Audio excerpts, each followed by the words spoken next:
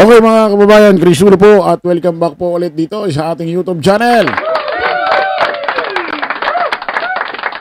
Matapos po natin pakinggan ang plataforma ni Mayor Abby Binay kung sakaling makakapasok ng Senado, kung siya'y papalarin, matapos din ho natin pakinggan ang plataforma ni dating Senador Manny Pacquiao na kung saan kung sakaling makakabalik ho siya sa Senado, may upo, may luluklok ulit siya, yun ang plataforma niya. Pakinggan naman ho natin mga kababayan ang isang miyembro ho ng alyansa ni Pangulong Bongbong Marcos na kung saan isang matataas ang survey. Hindi ho nawawala sa lineup ng Magic 12.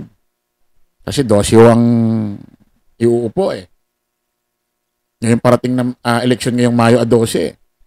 Pakinggan naman ho natin itong si dating PNP chief, dating senador, walang iba, palakpakan natin. Dating senador Pampilo Lacson. Pakinggan natin na isa sa mga ipupus niya kapag siya nakabalik sa Senado. Nangako si Ping Lacson na lalabanan ang lahat ng uri ng katiwalian at maling gawain ng pumipinsala sa mga negosyo. Tiniyak ni Senator Pampilo Lacson na ang pagnanakaw ng buhay sa pamamagitan ng extrajudicial killing or EJK na itinuturing niyang uri ng pagnanakaw ay hindi isang patakaran sa ilalim ng kanyang pagbabantay. Anya ang mga kwento ng mga sibilyan na naputol ang kanilang buhay dahil sa EJK sa kasagsagan ng malagim na digmaan laban sa droga at ang lumalaghanap na kultura ng impunity ay isang bagay na hindi mapipilitang tanggapin o tiisin ng mga Pilipino sa ilalim ng Administrasyong Lacson. Ang EJK ay isang uri ng pagnanakaw na sadyang kinukuha mo ang buhay ng iyong biktima sa labas ng tinatawag ng rule of law, sabi ni Lacson, tungkol sa mga buhay na hindi mababawi kapag ninakaw. Especially kung yung bata, yung anak nag-iisa.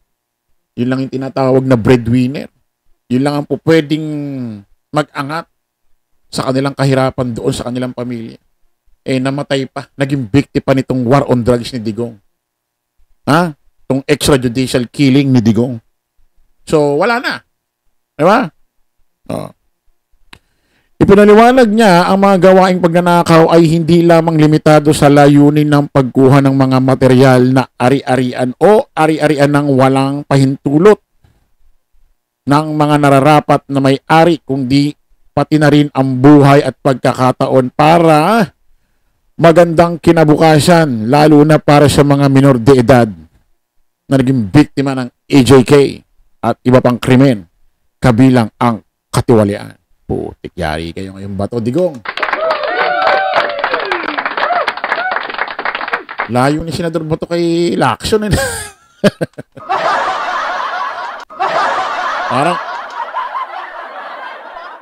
Parang ito si, parang, ewan ko, hindi ko mahalin tulad. Parang, dali may kuto ba rito? Ang layo, ito mga kababayan, please comment sa comment section dito sa ating video. Boboto nyo ba ako, boboto ko to si Pampilo Lacson. Please comment sa comment section dito sa ating video. Ito ba si Pampilo Lacson, si dating PNP chief, dating senador, may karapatang bumalik sa Senado bilang senador ulit. Bye-bye mga kababayan, kita-kita ulit tayo sa panibagong vlog. Bye-bye.